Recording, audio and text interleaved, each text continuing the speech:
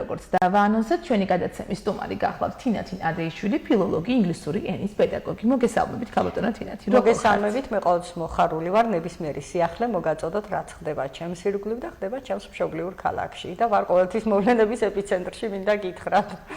ნამდვილად, მოდაგეთანხმოთ, არ შემიძლია, არ დაგეთანხმოთ. მიწევს სიახლეების გაშუქება თქვენთან და გაზიარება ჩემი შთაბეჭდილებების და მოხარული ვარ, რომ გვისმენენ, გვიყურებენ, იმიტომ რომ შემდეგ კომენტარებსაც ვკითხულობ ეთერის შემდგომ, მაქვს გამოხმაურებები და ამიტომ დიდი სიხარულით მოვდივარ თქვენთან, რომ გავიზიაროთ ერთმანეთის ქალაქს რაც შეეხება ეს სიხარული და ბედნიერება. მადლობა თქვენ სტუმრობისთვის. დღესაც გამონაკლისი არ არის და საკმაოდ საინტერესო საკითხის ირგვლივ უნდა ვისაუბროთ. თურქეთელი ქართველების ურთიერთობა საქართველოსთან. ეს არის მთავარი ჩვენი სასაუბრო თემა და აქ უნდა აღინიშნოს, რომ სამდღიან სიმპოზიუმს ქუთაისი უმასპინძლებს 13-14-15 ივნისს გაიმართება აღნიშნული შეხვედრები. თუ შეიძლება მოდით ვისაუბროთ ამ საკითხის ირგვლივ. დიახ, სიმპოზიუმის შესახებ თვითონ მოგაწოდიან კონკრეტულად ჩვენ უბრალოდ შეგვიძლია დავაანონსოთ, იმიტომ რომ იქ ძალიან ბევრი სიურპრიზია გათვალისწინებული და ჯერ პროგრამა არ დევს, ეს არის სიურპრიზი ქალაქისთვის. უბრალოდ მინდა დავიწყო იქედან, რომ ამ შემთხვევაში მე ვარ მათი მასპინძელი, დღეს ველოდები გვიან ჩამოვლენ და დიდი სიხარულით, რა თქმა უნდა, ჩვენ გვაკავშირებს 8 წლიანი მეგობრობა. ქალაქის მასშტაბით ყველა მიცის, რომ მე ვიყავი ემიგრანტი 8 წლის განმავლობაში თურქეთში, სადაც მოღვაწეობდი ჩვენებურებთან. ვაწყობდით გრანდიოზულ ღონისძიებებს საერთაშორისო მასშტაბით, ყოველთვის გვერდზე გვედგა ჩვენ საელჩო, საკონსულო, თურქეთში საქართველოს საელჩო და საკონსულო, ძალიან დიდ დახმარებას გვიწევდნენ და მინდა დავიწყო იქედან, რომ თვითონ ამ ადამიანების მოთხოვნა რა არის ჩვენგან. ჭიდრო კავშირი და ურთიერთობა, ძალიან ბევრი მათგანი არის საქართველოს მოქალაქე, მინდა გითხრათ, წლების წინ მიიღეს მათ მოქალაქეობა და არ აქვთ თქვათ საზღვარზე გადასვლა გადმოსვლის შეყოვნების უფლება და ძალიან ხშირად იმყოფებიან ისინი ქუთაისსა და ბათუმში, რადგან ურთიერთობენ ბათუმის შოთა რუსთაველის სახელობის უნივერსიტეტთან და მინდა დიდი სიყვარულით აღვნიშნო ჩემი მშობლიური უნივერსიტეტის აკაკი წერეთლის სახელობის უნივერსიტეტის 8 წლი, მე რამდენად უკვე ჩაერთნენ ისინი ამ პროგრამაში, დაბეჭდეს წიგნები, გააკეთეს პრეზენტაცია, ახლაც გველოდება ძალიან სერიოზული სიმპოზიუმი თავისი გამოფენით, პრეზენტაციით, რომელსაც მე შეგნებულად არ ვაანონსებ. უბრალოდ მინდა დავიწყო იქედან, რომ როდესაც პირველად ჩავედი მე თურქეთში, კერძოდ სტამბოლში, აღმოვაჩინე, რომ სტამბოლში იყო რამოდენიმე ქართული ცენტრი და რა თქმა უნდა დავინტერესდი. და ჩემთვის დიდი სიხარული იყო ის, რომ ამ ქართულ ცენტრს ქართველ ფილოლოგებთან და ისტორიკოსებთან ერთად, რომლებიც ჩემსავით ემიგრაციაში იმყოფებოდნენ, ხელმძღვანელობდნენ ჩვენებურები. თვითონ ტერმინი ჩვენებურები თვითონ დაირქვეს მათ. აი რატო ჩვენებურები? ეს ცნობილია, ხო, იცით, ყოველთვის აპროტესტებდნენ, რომ ისინი არ არიან თურქები. არც ქართველი თურქები, ისინი არიან თურქეთელი ქართველები. ანუ ქართველები, რომლებიც ცხოვრობენ თურქეთის ტერიტორიაზე, ვიცით ჩვენ ეს ისტორია და ამჟამად ვინც გვესტუმრება ჩვენ ქალაქში, ესენი არიან მეოთხე თაობის ჩვენებურები, ანუ თურქეთელი ქართველები. როდესაც პირველად მიმიწვიეს, სრულიად შემთხვევით გავიცანით ერთმანეთი, ახალი წლის კარნავალი ჰქონდა, მზეიმი და მოხდა ამ ცენტრების ურთიერთხელშეკრულების დადება და ვინც ვიყავით ჩასული სპეციალობით ფილოლოგები, ისტორიკოსები, უცხოენის სპეციალისტები მოვიყარეთ თავი და გავეცანით თითოეული ცენტრის მუშაობას. მინდა გითხრათ, რომ ძალიან დიდი ქართველები დამხვდნენ, აი რომ ქართველობენ დღესდღეობით და ჩვენგან რას ითხოვენ ესენი? ითხოვენ იმას, რომ მათი ქართული იდენტობა არ წაიშალოს და მჭიდრო კავშირი ჰქონდეს თავის მშობლიურ ფესვებთან. აი ართვინიდან მოყოლებული ეტაპობრივად არიან ჩასახლებული ჩვენებურები, რომლებმაც მეოთხე თაობა გაზარდეს უკვე. მინდა გითხრათ, რომ ოჯახებში ჯერ კიდევ მეოთხე თაობაში ქართული ენა თუ არ ყვავის, მათ ესმით ძალიან კარგად და ჩვენი სტუმრები, რომლებსაც დღეს ჩვენ ველოდებით ქალბატონი პოეტი ეკა სურამელი და ეშრებ ილმაზი მახარაძე, გოდერძი მახარაძე, ჩემი მეგობრები, თურქოლოგი, ფილოლოგი, მათ აქვთ სახლში გახსნილი საოცარი ქართული ბიბლიოთეკა და ნებისმიერი ქართველისთვის მათ სახლში ყოფნა არის დიდი სიამოვნება. იქ ნახავთ ჩვენს ფოლკლორულ ნამუშევრებს, ქვედატანებს, ჩოხა ახალუხებს, ტაიჭებს, იმდენად ქართული გარემოა მათ სახლში, ის სუნიც კი ქართულია, რომ შეხვდით.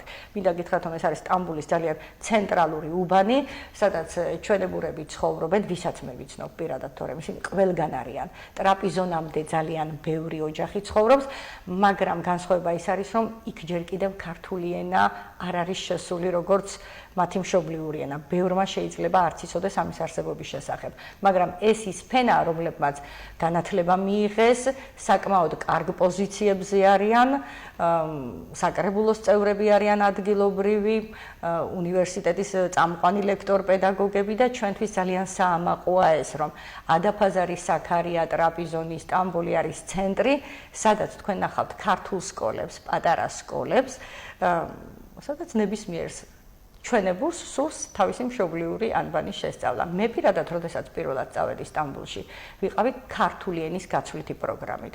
ანუ ჩვენებურებისთვის უნდა მესწავლებინა ქართული.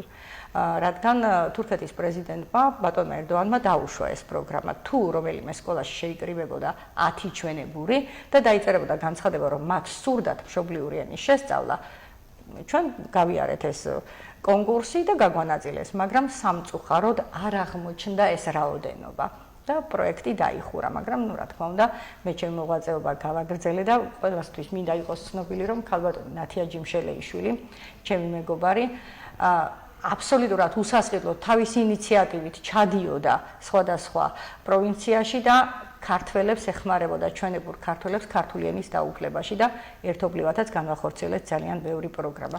ნათია ხშირად ჩამოდიოდა საკუთარი პოეზიის პრეზენტაციით, სიმღერებით, ეფერებოდა ქართულად ამ ჩვენებურებს და მინდა გითხრათ, რომ აი ჩვენმა ემიგრანტებმა შეძლეს იმ ყინულის გალღობა, რასაც ქვია ჩვენი ურთიერთობები. რადგან ახლა რომ გითხრათ, რომ სახელმწიფო დაინტერესებულია, ვთქვათ, ჩვენებურების ბედით და მათ უკან დაბრუნებით, იქნება ტყუილი, მაგრამ ამაში დიდი ღვაწლი, აი კულტურული სფერო ურთიერთობს უმაღლეს რეგისტრში, რადგან ჩვენი უნივერსიტეტები არ კარგავენ იმედს, რომ ეს ჩვენებურები იქნება რაღაც გათენდება ალბათ ისეთი დღე, რომ იქნებიან ჩვენს გვერდით და თვითონაც აქვს სურვილი, რომ აქ შეისყიდონ სახლები და გქონდეთ თავიანთი ბინა, მაგრამ ამისთვის საჭიროა ისინი იყვნენ მოქალაქეები და ამიტომ ყოველთვის გვეუბნებიან, რომ იყავით თქვენ მედიატორები, ხომ იცით, რომ ჩვენ ცხოვრობთ ქართულად და მართლაც ასეა. აი, გეყოლებათ თქვენ ისინი სტუმრად ეთერში და მიხვდებით, რომ აბსოლუტურ ქართველებს ესაუბრებით, ძველ ქართველებს, რომლებიც დღეს ჩვენთანაც აღარ არიან. და რა საქმიანობენ ჩვენებურები თურქეთში, თუ შეიძლება რომ გითხრათ? ძირითადად რითი არიან და ძირითადად არიან ინჟინრები, არიან არქეოლოგები, პოეტები, თურქოლოგები და ლექტორ-მასწავლებლები, არიან საკრებულოს წევრები, აგრონომები. მინდა გითხრათ, რომ თურქეთმა მათ მისცა შესაძლებლობა, რომ იდენტობა არ დაეკარგათ, ვიცით, რომ ისინი მუსლიმები არიან, რა თქმა უნდა და ასე მოხდა მაგათი გადანაწილება გადასახლების დროს და უბრალოდ საწყენია ის, რომ ვინც ვერ მოახერხა ეს ზოგიერთი ცხოვრობს თურქეთის ისეთ ზონაში, სადაც არ არის განვითარების დონე მაღალი და განათლების დონე მაღალი და თვითონ ესენი ცდილობენ, რომ გახსნან ადგილობრივი სკოლები, ითხოვდნენ სხვათა შორის ქორეოგრაფებს და სიმღერის პედაგოგებს და შეძლეს თავიანთი ხარჯით, საკუთარი ინიციატივით ჩაიყვანეს ქორეოგრაფებიც, მუსიკის მასწავლებლებიც და მათ აქვთ სხვადასხვა სოფლებში გახსნილი პატარა სკოლები და აი უშუალოდ ჩვენი სტუმრები ვინც არიან ბატონი ორჰან ბერიძე, ქალბატონი ეკა, ბატონი გოდერძი, ესენი არიან ცენტრების ხელმძღვანელები, რომლებმაც დააფუძნეს, ბატონმა ორჰანმა დააფუძნა შოთა რუსთაველის სახელობის ასოციაცია, სადაც უამრავი სტამბოლელი ქართველი იკრიბება და მის მონატრებულ მშობლიურ ენაზე საუბრობს, არა მარტო ჩვენებურები, არამედ ემიგრანტები, ვიცით, რომ ძალიან დიდი რაოდენობით არიან თურქეთში და აი ესენი არიან მედიატორები ოჯახს თურქეთსა და საქართველოს შორის და ამიტომ ჩვენგანაც ითხოვენ, რომ ჩვენ შევუწყოთ ხელი, გქონდეთ თავიანთი რაღაც მინიმალური კერა და ხელჩასაჭირი გარდა კულტურული ურთიერთობისა, თუნდაც ეკონომიკური კეთილდღეობა გქონდეთ აქ, გქონდეთ საცხოვრებელი სახლი. ამისთვის საჭიროა მათი ქართულ იდენტობასთან გაიდიალება და მოქალაქეობა. გამომდინარე, შემიძლია შთაბეჭდილება, რაც დამრჩათ, ამამად ვთქვა, რომ მათ სურთ ქართველებთან ჯანსაღი კომუნიკაცია. ნამდვილად სურთ. და ხელშეწყობა რამდენ თქვენ ახსენეთ ბათუმი და ქუთაისი, მაგრამ რატომღაც დედაქალაქი არ გიხსენებიათ? იმდენად არ არის დაინტერესებული დედაქალაქი არ ვიცი ჯავახიშვილის უნივერსიტეტში რა ხდება, მე პირადად ვისთანაც მაქვს წოდომა და ურთიერთობა. უფრო ინიციატივით გამოირჩევა. საკმაოდ დიდი სპექტრი არის ამ ადამიანების, ამიტომ არ მინდა გამოვჩეს და სათითაოდ ყველას არ ჩამოვყვები. მინდა გითხრათ, რომ არ არის დიდი ინიციატივა დედაქალაქიდან. ძირითადად უფრო ჩვენი იმერეთი, ქუთაისი, ჩვენი უნივერსიტეტები და ბათუმი, იმიტომ რომ ბევრი ბათუმიდან არის, აჭარლები არიან ესენი, მაინც ძირძველი აჭარლები და მონატრება მეტი აქვთ თავის ადგილმიწაწყალთან. კი. ქალბატონო თინათი, თუ შეიძლება რომ განვაგრძოთ ჩვენებურების ირგვლივ განვითარებული პროცესები, კონკრეტულად ქართული ენის შესწავლასთან დაკავშირებით. თქვენ აღნიშნეთ, რომ იქ იყო სურვილი, იყო პროექტიც, რომელიც დაკმაყოფილებული იყო, თუმცა ნაკადის ვერ შეგროვების გამო შეჩერდა, თუმცა ძალიან საინტერესოა და მაინტერესებს, რამდენად შეძლეს შემდეგ იმ პიროვნებებმა, ვინც სურვილი გამოხატა პირველ ეტაპზე, რომ ქართული შეესწავლოთ, შემდეგ რაიმე სახეობით შესწავლოთ. თქვენ ხომ არ იყავით ჩართული, ხომ არ ეხმარებოდით? რა თქმა უნდა, ჩართული ვიყავით, პროგრამებიც ჩავქონდა. უშუალოდ ნათია ჯიმშელეიშვილის ხელწერით მიმდინარეობდა ეს პროექტი, ნათია იყო ხელმძღვანელი. ჩავქონდა პირადი ინიციატივის. რა თქმა უნდა, ეს ყველაფერი ხდება ჩვენი პირადი შინაგანი ინიციატივით და არანაირი სხვა დაინტერესებით.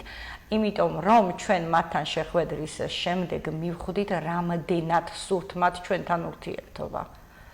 უამრავი ღონისძიება ჰქონდა დაგეგმილი, ექსკურსიები მოგვატარეს, დაგვათვალიერებინეს თურქეთი და ვგთხოვდეთ, რომ იგივე ნაბიჯი გადაგვედგა ჩვენ და ამიტომ ვინც დაუბრუნდით ემიგრაციიდან და ვიყავით ამაში ჩართული, რა თქმა უნდა, ვართ კეთილგანწყობილი მასპინძლები, მეგობრები, ძალიან ბევრი დაოჯახდა კიდეც ჩვენებურზე, ჩვენგან ჩასული ქალბატონები, ვინც ხელმძღვანელობდნენ სხვადასხვა ლიტერატურულ სექციას და მოღვაწეობდნენ კულტურულ სფეროში, ასევე ძალიან ბევრი ჩვენი ქალბატონი მუშაობს სხვადასხვა კლინიკაში თარჯიმნად თურქულ, ქართულ, ინგლისურ ენებზე და აქედან მოხდა მათი გაცნობა და დაახლოება და მე ძალიან მიხარია, რომ ისინი, ვინც თქვენთან მოვლენ ხვალ პირდაპირ ეთერში, არიან ახალი შეუღლებული წყვილი. ქალბატონი ეკა და ბატონი გოდერძი, ეს ჩვენთვის ძალიან სასიხარულო ფაქტია, იმიტომ რომ ორივეს დიდი ხანია ვიცნობთ, მათი ტანდემი ვიცით საზოგადოებრივი მოღვაწეობის სფეროში და რა თქმა უნდა მივესალმებით, რაც მეტი იქნება ასეთი ოჯახი, ჩვენი დაახლოება ამით უფრო ესეთი ჭიდრო გახდება. ზოგჯერ არის ისეთი დღეები, როდესაც თავისი ყოველგვარი კულტურული ღონისძიების გარეშე ჩამოდიან ისინი ჩვენთან. აი მაგალითად მინდა გითხრათ, რომ ყველაზე მეტად არავინ არ ჩამომართვას რაღაც პლაგიატში, რომ ვიდმე სიტყვას ვირთვისებ, მათ მოსწონთ მხოლოდ ქუთაისში ცხოვრება. ანუ აღიარებს, მე ახლა ამ ბოლო დროს თბილისელებსაც შევატყო, რომ ძალიან მოსწონთ ქუთაისში ცხოვრება და აღიარებენ ჩვენს ქალაქს ყველაზე ძირძველს, ქართულს, გენეტიკ. კი, აი ქუთაისი მათთვის შეიქმნა, იცით რას მეუბნებიან? ქუთაისში რომ ჩამოვდივართ, ვართ ძალიან თავისუფლად. იმიტომ რომ ის ხალხიც კი, რომელიც ჩვენ არ გვიცნობს და ქუჩაში გვხვდება, მინდა გითხრათ, რომ საკმაოდ ცნობადი სახეები არიან Facebook-ის საშუალებით და ამის პროპაგანდას ჩვენ ვაკეთებთ სხვადასხვა საიტის მეშვეობით, რადგან ყველგან არის გაშლილი მათი ჩატარებული ღონისძიებები და შეხვედრები. და აი სახლში გრძნობენ თავს. ნებისმიერი ღონისძიება, რომელიც ტარდება სტამბოლის სხვადასხვა ცენტრში, ეს იქნება ენათა ცენტრი თუ შოთა რუსთაველის ასოციაცია, ტარდება საკმაოდ მაღალ დონეზე, რომელიც დიდ ხარჯებთან არის დაკავშირებული და ეს ხარჯები არის, მინდა გითხრათ, მათი პირადი ჯიბის ფული. აქ არანაირი დაფინანსება არ არსებობს და მე მინდოდა მეთხოვა უბრალოდ მერიისთვის, რომ ერთი ექსკურსია მოუწყოთ ისეთ ჩვენებურებს, რომლებსაც საერთოდ არ აქვთ ნანახი თავისი სამშობლო. თუნდაც ახალგაზრდები, ვიცით რა არის? აი ამ ცენტრების მფლობელების დიდი მიღწევა არის ის, რომ მეოთხე თაობაში, მეხუთე თაობა რომ ყავთ პატარები სახლში, იმათ ქართული იციან და ეს ღვარი უკვე ჩვენი ენის შენარჩუნება, მეხუთე თაობისთვის, რასაც ჩვენ ვერ ვნახავთ ფერეიდნელ ქართველებში. იქ არ არის ამგვარი სამუშაოები ამ დონეზე დაწყებული.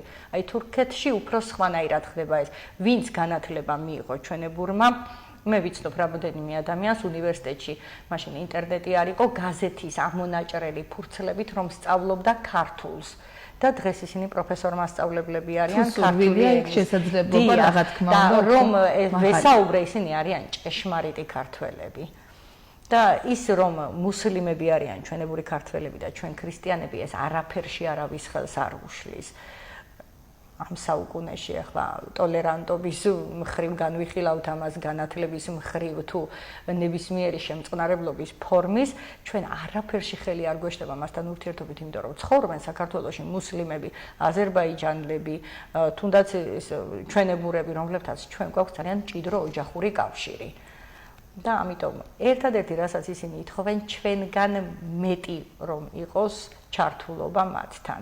Რა თქმა უნდა, სტუმრად ხშირად ჩავდივართ, ვაწყობთ ლიტერატურულ საღამოებს, მაგრამ ეს არ არის საკმარისი. მათ უნდათ რომ ქართული იდენტობა ტომში არ წაიშალოს და ჩვენებურების შემდეგ თაობაში ქართულად მოსაუბრე ახალგაზრდები დარჩნენ. ამიტომ მე მოვიფიქრე ასეთი რამ, რომ სექტემბრისთვის ჩემი ცენტრის ბავშვები და ძირითადად უფრო სტუდენტური ასაკის ახალგაზრდები გაცვლითი პროგრამით გაუშვა თურქეთში და ისინი ჩამოვიყვანო აქეთ და გავაკეთოთ ერთობლივი 10 დღიანი ერთთვიანი ექსკურსიები. და მე მგონი ამ საკითხზეც ვისაუბრებთ, როდესაც ჩამოვლენ ჩემი მეგობრები და დავგეგმავთ უამრავ აქტივობას ამასთან დაკავშირებით. ქალბატონო თინათინ, თქვენ როგორც აღნიშნეთ, ჩვენთვის ყოველთვის ცნობილია თქვენი ემიგრაციაში ყოფნის პერიოდი და ფაქტობრივად ეს პერიოდი გახდა ჩვენებურებთან თქვენი კომუნიკაციის შესაძლებლობის მე ყველაფერი, რაც ჩემს ემიგრანტობას შეეხება. რაც შეეხება ადამიანს, რომელიც არასოდეს მის ოჯახს 15 წუთით არ მოცილებია და 3 შვილი არ დაუტოვებია სახლში, ბებია ბაბუის ამარა. ეს იყო ის შესაძლებლობა, სადაც მე ვგრძნობდი, რომ ჩვეულებრივად საქართველოში ვიყავი. რატომ? რა იყო ის განსხვავებული მოცემულობა, რამაც რა იყო ის განსხვავებული მოცემულობა? ჩვენ გავთანამედროვდით საქართველოს ქართველები. ძალიან გავთანამედროვდით და საუბრის მანერად შეგვეცვალა. ძალიან ბევრი ბარბარიზმით ავავსეთ ჩვენი ენა. უფრო ინგლისური ვერსიები თუ ამდეხან რუსული ბარბარიზმები გქონდა, ახლა უკვე ჭარბად გვაქვს ის ინგლისური ბარბარიზმები და იქ, როდესაც მე ვესაუბრე ჩვენებურ ქართველებს, ჩვენებურებს, სახტად დავრჩი, ისინი საუბრობენ კლასიკური ქართული ენით, რომლითაც ჩვენ ვამაყობდით წლების წინ. მათ აქვთ ძალიან განსხვავებული მანერები. მათ მამაკაცებს განსაკუთრებით. აი რას მივაქციე ყურადღება და რა იყო ჩემთვის დასანანი, რომ აი მამაკაცები უფრო განვითარდნენ, მათ უფრო მიიღეს განათლება ვიდრე ჩვენებურების ქალბატონებმა. ჩვენებურების ქალბატონები უფრო დაკავებული არიან ოჯახის საქმით და ლიდერები არიან მამაკაცები, რადგან მათ შეძლეს სტამბოლში უნივერსიტეტებში ჩაბარება, კოლეჯების დამთავრება, განათლების მიღება და ამ კუთხით განვითარდნენ და ეს შესაძლებლობა რატომღაც ჩვენებურ ქალბატონებს არ მიეცათ და მე მინდა ძალიან რომ ჩვენებური ქალბატონების ასოციაცია ჩამოვაყალიბოთ და დავეხმაროთ მათ რომ ეს ქართული გენეტიკა და იდენტობა არ წაიშალოს და თავადაც შეძლონ ქართულად წერა კითხვა ყავს რამოდენიმე კარგი ქართველი ჩვენებური ქალბატონი რომლებიც თვითონ არიან ჩართული და აქვთ გახსნილი ვთქვათ ეს ენის სკოლები დუშჯეს უნივერსიტეტი შემიძლია ვთქვა მაკასალი არის წამყვანი ლექტორ-მასწავლებელი სადაც ფილოლოგიის ფაკულტეტზე ამას წინებს ვკითხულობდი რომ ყველაზე მეტი სტუდენტი ყავდათ წელს ქართული ენა ლიტერატურის ფაკულტეტზე და ჩვენ მჭიდრო ურთიერთობა გვაქვს დუშჯეს უნივერსიტეტთან, სადაც ეს არის ერთადერთი უნივერსიტეტი, სადაც არის ფილოლოგიის ქართული ენა ლიტერატურის კათედრა, სადაც ჩვენებურები და თურქები სწავლობენ ქართულ ენა ლიტერატურას და ხდებიან ფილოლოგები. ამიტომ ასეთი რაღაცები ყველასთვის უნდა იყოს, absolut ცოტა უფრო მეტი პროპაგანდა ჭირდება მათ და მეტი мотиваცია და წახალისება. ხელშემწყობი გარემოება. აი, წერეთის უნივერსიტეტს კეთს ვიხრი მის წინაშე რომ მათ საკუთარი ინიციატივით, საკუთარი ხარჯებით ჩამოიყვანეს ეს ჩვენი სტუმრები, რომლებსაც ველოდებით ჩვენ დღეს და ხვალ და საჩუქრად გაუკეთეს, აი დაუბეჭდეს წიგნები. თავიანთი შემოქმედება, ერთი ქალბატონი პოეტია და მეორე მკვლევარი, ორჰანიც ასევე პოეტია და ვიცით რომ ძალიან კარგ ლექსებს წერს და მან საუკუნის სევდა დაწერა საკუთარი წიგნი, აი ამ წიგნის პრეზენტაციაც გვექნება ჩვენ, მაგრამ ეს მინდა უფრო მეტად თავად ისაუბრონ, როდესაც იქნებიან პირდაპირ ეთერში, რა თქმა უნდა საჩუქრად მოიტანენ თქვენთვის ამ კრებულებს და ნახავთ რამდენი სიყვარული დევს იმ პატარა წიგნში, რომელსაც საუკუნის სევდა ქვია. და მინდა გითხრათ, რომ თვითონაც ყველანაირად მზად არიან წამოვიდნენ ორივე ხელით ჩვენს მიერ დაგეგმილ ნებისმიერ ღონისძიებაზე, ამიტომ ვთხოვ ყველას, სკოლის პედაგოგები იქნებიან, უნივერსიტეტის ლექტორები, თუ ვინმე ვერ მოიცალა, ვთქვათ, უფრო მაღალ ეშელონებში, ჩვენ ხომ ვიცო 100,000 ქართველი იყო ემიგრანტი უშუალოდ თურქეთში და ყველამ გაიცნო ეს ადამიანები და გვიხაროდა, სადაც შევხვდებოდით, ქუჩაში გვიყვებოდნენ ლექსებს, რომ ჩვენ თავი გვეგრძნო სამშობლოში და მოდი მათაც ვაგრძნობინოთ, რომ ისინი ფესვით და ძირით არიან ნამდვილად ჩვენებურები და ნუ დაუკარგავთ ამ სახელს, თორემ 1-2 თაობის შემდეგ შეიძლება საერთოდ არ დარჩეს ქართულ ენაზე მოლაპარაკე არავინ, ან ისაუბრებენ თურქულად, ან ინგლისურად. ამიტომ მე ვთხოვ ყველას დახმარებას, ვისაც შეუძლია ჩაერთოს პროექტში, მე პირადად რამის მომხრე ვარ და შემიძლია ვითაო კიდეც ამ ასოციაციის შექმნა, რომელიც იმუშავებს თურქულ-ქართულ პროექტზე. ქალბატონო თინათინ, თქვენ ისაუბრეთ თურქეთელი ქართველების დამოკიდებულების ქართველების მიმართ. საქართველოში მყოფი ქართველების, ჩვენს მიმართ. მაგრამ თქვენ არ გისაუბრიათ უშუალოდ თურქების დამოკიდებულება მათ მიმართ როგორია? თუ შეიძლება ამის შესახებ. გეტყვით იმას, რომ რადგან ჩვენებურები ასე კარგად განვითარდნენ იმ ქვეყანაში, ესე იგი არანაირი შეზღუდვა არ ქონიათ. მიუხედავად იმისა, ჩვენ ვიცით ისტორიულად, რომ თურქეთი იყო ჩვენი გაუწინებელი მოსისხლე მტერი, მინდა გითხრათ, რომ ამან არ გადაიარა ჩასახლებული ჩვენებურების ზურგზე. ისინი ძალიან კარგად ადაპტირდნენ იმ გარემოში და საკმაოდ წამყვან დარგებში არიან პროფესიონალები და წამყვანი სპეციალისტები და ეს უკვე არის ის სიტყვა, რომ თურქეთმა კარგად მიიღო ჩვენებურები და ეხლა ჩვენი ჯერია, რომ ჩვენ მივიღოთ ისინი. და გაუხსნათ გზები უფრო ფართოდ, არა მარტო კულტურული მოღვაწეობით, არამედ სხვა საშუალებებითაც, იმიტომ რომ იქ მათ შეზღუდვა რომ მქონდათ და რაიმე დაეშალათ მათთვის და ყოფილიყო წინაღობები, ფიზიკურად ასეთი ჩვენებურები არ გვეყოლებოდა. არ გვეყოლებოდა ჩვენებურები, რომლებიც შეუძლიათ ნებისმიერ ადგილზე გახსნან ქართული სკოლა, რა თქმა უნდა, ეს იქნება კერძო პირადი, მაგრამ მისცენ ამის უფლება, რომ დადიოდნენ ბავშვები და ისწავლონ ქართული ცეკვა, სიმღერა, ქართული ფოლკლორი. ამის უფლებას ბევრი ქვეყანა არ მოგცემს. აი, იგივე მოვიყვან მაგალითად, რომ ფერეიდნელებს არა აქვთ ამის საშუალებები. მათ აქვთ ყველანაირი შეზღუდვა. თურქეთში ეს ასე არ ხდება. ამიტომ ამან გამოიწვია თურქებისადმი ჩემი პატივისცემა. იქ სადაც ქრისტიანული ადგილებია და ჩვენ ვიცით რომ თურქეთში თუ რაიმე სანახაობრივია, ყველაფერი ქრისტიანულია, მართლმადიდებლური ან კათოლიკური, ეს ისტორიულადაც და გეოგრაფიულადაც ასე უწევს ამ ქვეყანას წარდგენა, მაგრამ ეს ის ხალხია, რომლებმაც იცის კარგის შენახვა. ამიტომ ეს ჩვენებურებიც კარგები არიან, განსხვავებულები არიან, სხვა გენეტიკის მატარებლები და იციან ეს თურქებმა და ინახავენ ძალიან კარგად. ამიტომ ვამბობდი ყოველთვის, რომ იმათ კი შეინახეს, მაგრამ ნუდი ჩვენც მივხედოთ, რომ ეს სამომავლო, თორე ახლა ყველაფერი რიგზია. ისინი ჩვენთან ძალიან კარგად გრძნობენ თავს, ძალიან ხშირად გვაქვს მიმოსვლა, ყოველ თვეში ჩავდივართ, ჩამოდიან და გვაქვს უამრავი შეხვედრა, მაგრამ მომავალი თაობა, შვილები და შვილიშვილები თუ ჩვენგან არ იქნა ხელშეწყობა, ისინი იქნებიან მე ჩვეულებრივად თურქები და არა ჩვენებურები. ამიტომ ამ სახელს უნდა გაუფრთხილდეთ ძალიან და ჩავერთოთ მაქსიმალურად, იმიტომ რომ ისინი ჩვენზე მეტი ქართველები არიან გარწმუნებთ. მათ შეინახეს ის ქართველობა, რომელიც ჩვენ გავათანამედროვეთ. დიახ. იმიტომ რომ მათ ის თანამედროვება აქ ნახეს, როდესაც ჩამოდიან და ბევრი რამ შეიძლება უკვირთ კიდეც. იმიტომ რომ ზოგიერთ ტრადიციებში ისინი გვჯობიან ჩვენ ქართველობით. თუნდაც ქალისადმი დამოკიდებულებით, ქალის მამაკაცისადმი დამოკიდებულებით, მიმართვით, ყველაფრით გვჯობიან ამ ეტაპზე. და ამიტომ მინდა რომ ჩვენთვისაც იყოს სამაგალითო ის ძველი ქართველი, რომელსაც აქ ვერ ნახავთ და რომლებმაც შეგვინახეს ჩვენი ისტორიული ტრადიციები. და მაინც მიუხედავად ამ ჩვენი დადებითი დამოკიდებულებისა მათ მიმართ, ჩვენს ქვეყანაში ჩვენებურების მთავარ გამოწვევად მაინც რა რჩება? მთავარ გამოწვევად რჩება მაინც აი მოქალაქეობის გარეშე ისინი ვერ ახერხებენ აქ დაფუძნებას. იმიტომ რომ ეს არის უბრალოდ იმ დონეზე, რომ ჩამობრძან და გავაფორმეთ ხელშეკრულება, შემდეგ ჩვენ ჩავედით ექსკურსია დავგეგმეთ, მაგრამ მათ ჭირდებათ ის ხელშეწყობა, რომ ვისაც სურვილი აქვს, ვინც ჩვენ თქვით, რომ აი ვინც ისწავლის ქართულ ენას და მას უნდა დაბრუნდეს თავის სამშობლოში, უნდა მიეცეს იმის შესაძლებლობა, არ ვართ ბევრი, ძალიან ცოტა ვართ. ნახევარი საქართველოს ემიგრანტია უკვე. ბევრი საერთოდ წავიდა საცხოვრებლად და არ დაბრუნდება, ვიცით და ამიტომ ვიდრე სხვა ტომები ჩაგვენაცვლება და არის ამის საშუალება, ამათ მივცეთ.